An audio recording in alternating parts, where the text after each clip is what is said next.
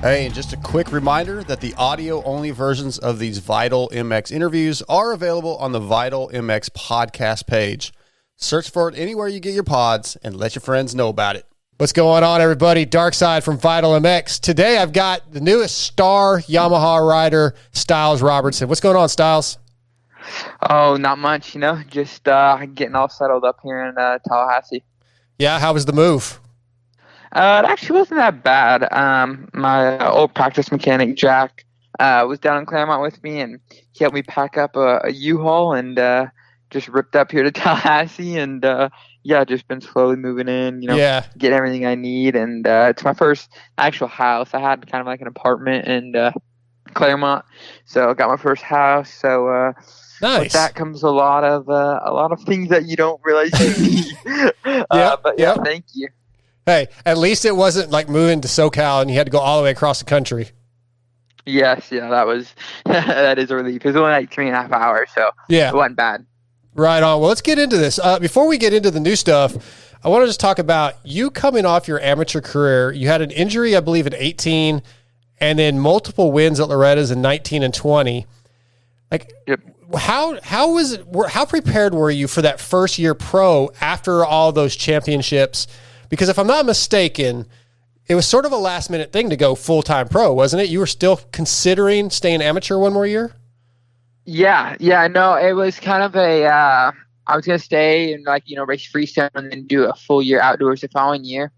And I obviously knew Mosman was hurt at Loretta's, coming in, and I was like, well, if I do good enough, I think they'll let me race. I kind of had it in the back of my mind. Yeah.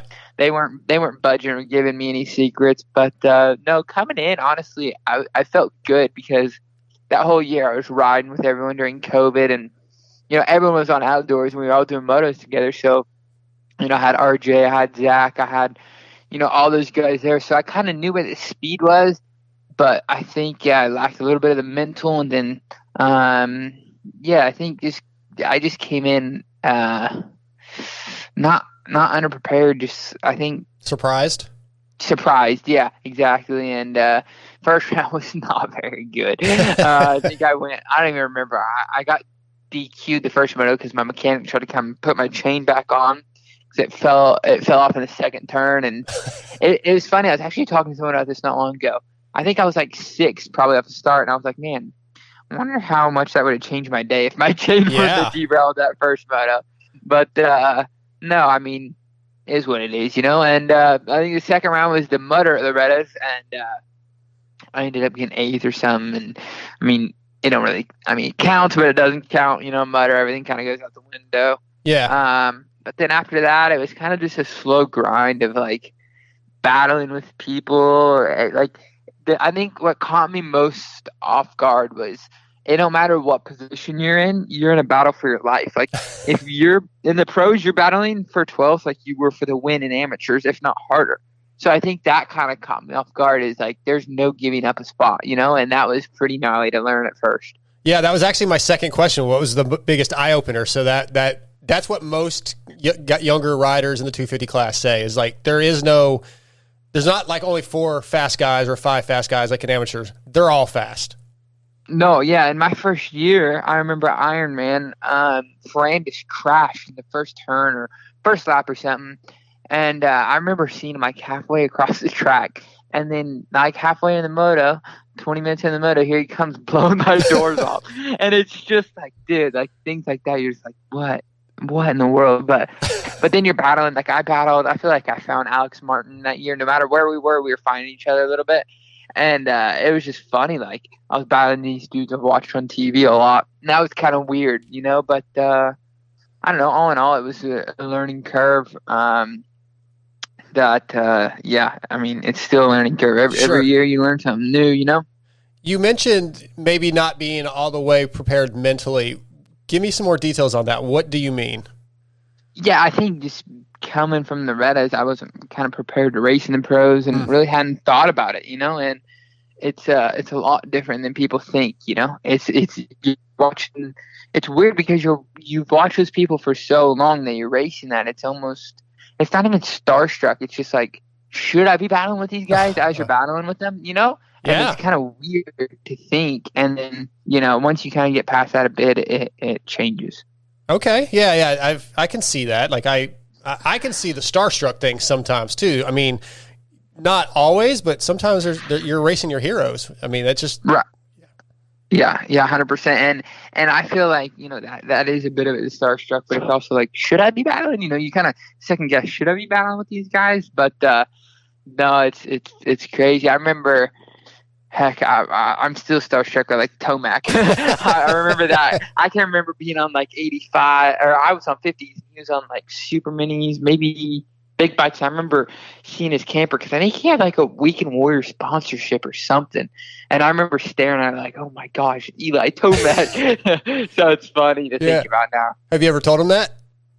No, I've actually never talked to him. Still a little nervous. That's awesome. I love it. All right, let's get back to you. Obviously, injuries have played a part in your 2 full seasons. I think, if I'm not mistaken, coming into Supercross, you had a pelvis injury. Then you hurt your ankle at Spring Creek this year. Just talk about what it takes to get back into pro shape, mentally and physically. We've been talking about that already. But you're still a kid in my eyes. So the mental side has to be difficult because you're not fully mentally mature. But even the physical side, it's an elite level. So talk about getting back from an injury. Yeah, no, it's hard. And that's kind of where I feel like I've always been playing catch up. I've never had that solid off season to get to my full potential, I believe. You know, it's always bumps in the road that are always, you know, I mean, obviously it's you know, it's my bad and just dumb little things that I feel like I still haven't gotten to my full potential, whether it be Supercross or outdoors. Like this year outdoors, I broke my hand coming in, you know, at the end of Supercross. So then, you know, it delayed my outdoors a bit and just things like that. It's hard to come back to because let's say like, you know, Jet Lawrence didn't even miss a race this year, I don't think. You know what I mean? Like those guys like Shimoda, I don't think he missed a race this year. Like they've just been solid. So yeah, those guys that are they're already great, right? And they're getting better and better every weekend because they're there. You know, so it's just those it's a weird thing that you have to be there every weekend to learn. You know, when you can win, and I believe you can win, and if you miss 3 or 4 weekends, you're behind the 8 ball again. Like it's just it's always progressing and getting to the next level. Yeah, even at the top spot, those guys are continuously progressing, right? So it's not like you go, I can catch up, because there is no catching up almost. Right. Yeah, I believe it's always a game of catch up. There's never where you're caught up. You know what I mean? It's always catching up and trying to improve, whether it's, you know, whoever it is, whether you're winning or whether you're, you know, crashing and not racing. I mean, no matter what, you're always trying to get better, that little percent. Absolutely. All right, so we obviously know about the change in teams, and you recently made the Instagram post thanking Rockstar Energy Husqvarna factory team for all their support. To me, it's always seemed like you guys had a really great relationship. Can you just touch on that relationship that you've had starting in the amateurs and through your pro career so far? Yeah, 100%. We had a great relationship. You know, when I turned or when I went over to them, you know, it was Bobby Hewitt and Scuba, and then Murph was always there, and it was just always a good group, and we always really got along. You know, we always had a lot of fun, and it was definitely sad, but yeah, I mean, you know, obviously Bobby left, and then it was Scuba, and then from Scuba to Nate, and you know, I didn't really get to work with Nate very long, but my time with him was awesome, and yeah, it's funny. I still talk to Scuba probably once a week. Me and Scuba are really tight, and yeah, I mean, he's always kind of had my back, whether whatever it is. If I called him and said I need something, or you know, hey, what do you think about this? He'd always give me his honest answer, and that's something that I'll always be tight with him, because I don't know, he's just someone I can always go to in this sport, which is really cool. And even Murph, like, you know, they're all awesome people over there, and yeah, it was definitely a fun 3 years. Yeah, super beneficial to you as you're progressing and learning. That's awesome. Yeah. So there was rumors of the move to Star for a while.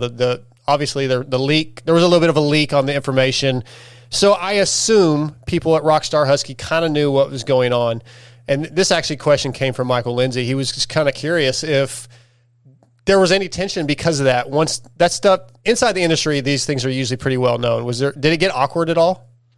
No, not at all. I mean, at the end of the day, everyone's got to do their job. Yeah. And I don't think this is the first time that it's happened. You know what I mean? Sure. They deal with it all the time. So it was not awkward at all. And if anything, they were trying harder. You know what I mean?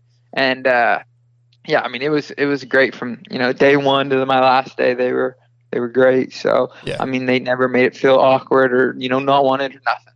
Yeah, I guess in reverse, Christian left Star and went to Husky. So it was like it was probably the same question. I could ask the same question to him. Right. Yeah. What did you learn most from Baker's factory, and what will you miss the least? Is it Jalik? No, I freaking I respect Jalik. He's honestly one of the most true 100% people I know in this sport, and yeah, I honestly will miss him and Brownie and just everyone there a lot. Like everyone there was awesome. But I think I would probably learn that it's just probably just it's a grind. No matter what, you're grinding. Like they're really good about being strict and like I don't even know how to say it. Just I guess I don't know what I could what I can't really take away. Everything they taught me was spot on, and yeah, they were great. And I guess yeah, it's just never settling, I guess. Yeah. Would be one. You're always trying to get better, and there's always something to improve on. And yeah, I mean, I don't know. I'll miss everything that everyone there. I don't know. The least thing I'll miss, probably the humidity down there is pretty gnarly. Ooh. So I'll say the humidity. But, okay. Yeah, I mean, that's good. I don't even know. No, that's good. Michael also wanted to know, I guess a lot of the guys were getting some one-off Rockstar Energy helmets. Did you get yours? No, it's funny. I think Michael was there when we were talking crap I was talking crap to Ramsey at Paris about it. But no, they're great. They're awesome people. And yeah, I can't wait to give them crap all year. But you didn't get your helmet? Yeah, I don't know. Okay. We'll move on. He had one more question, and I guess you were the kid that got ribbed a lot. You got messed with until Talon Hawkins showed up, and he wants to know, how good does it feel to not be the butt of the joke all the time, the one being picked on? It was a long 2 years, until that new group of amateur kids came in, with Casey, Talon, and Dax. I was the little man, but no, it was funny. There was a lot of good times in our locker room had between me, Dean, Jalik, and Jess Pettis would come down for Supercross, and Max Volan. So it was a fun group, and we definitely had a lot of banter. Can you give us any stories, anything that they would just mess with you a lot about, other than your mom, I guess, from the Dean? Yeah, probably just – honestly, that was just a Dean thing. Really, I'm trying to think. Me and Jalik probably messed around the most. We just talk crap to Dean, Constant. Really. Yeah, my favorite memories would probably be our gym days. We'd just always be, kind of messing around while Brownie was setting stuff up, and between Dean and Julie, there's always something comedy going on. Nice. Some sort of comedy. All right. With the move to Star Yamaha, it's a fresh start. And we've seen with guys through history, even most recently with Eli and Jason Anderson, you get a fresh start. It's kind of like a do-over, a reset mentally, physically, emotionally. Is that what it feels like right now? It's like, okay, let's start all over again? Yeah, 100%. It's a clean slate, I guess you could say. Mm-hmm. Coming in on a new motorcycle, back on a Japanese frame. I guess that's what I call them, aluminum frame. So yeah, I guess it's a whole new learning curve, new trainer, new everything, new people around me, and I mean, I came up here. I mean, I was saying no everyone a little bit, but it's kind of a like you said, a fresh start. So I think I'm just really excited to get going, get into the groove, Yeah. And seeing what we can do with it and where we can go with it. Who's your wrench? Colin. He came from I think he was at Team Solitaire for a while, and then he's been at Star for I think a little bit, like maybe almost a year now or half a year. And yeah, he's awesome. I've worked with him a few days now, and he's been super cool. He's been texting me and kind of, yeah, he's honestly been awesome, and I'm excited to get to work with him. And yeah, the only bad part is I miss my practice guy, Jack. Yep. Shout out to Jack if he listens to this. He was awesome at Eldon's. He's probably one of the things I'll miss the most. Yeah, he was awesome. So that's a bummer. But other than that, I'm excited. It'll be good. And yeah, like you said, a new start. New everything. Yeah. So just kind of fresh breath of air and ready to see where it takes me. How do you like the bike so far? So far, I think it's unreal. The power is, it's so nice. Yeah. I told them, I was like, I can't even hold on to this. Oh. It's unreal. And even like everyone thinks it's just the power, but the handling on it is unreal. Drew and Drake have been awesome. Yeah, I can't say enough good things about it. There's not one thing I dislike. It's unreal. It's fast.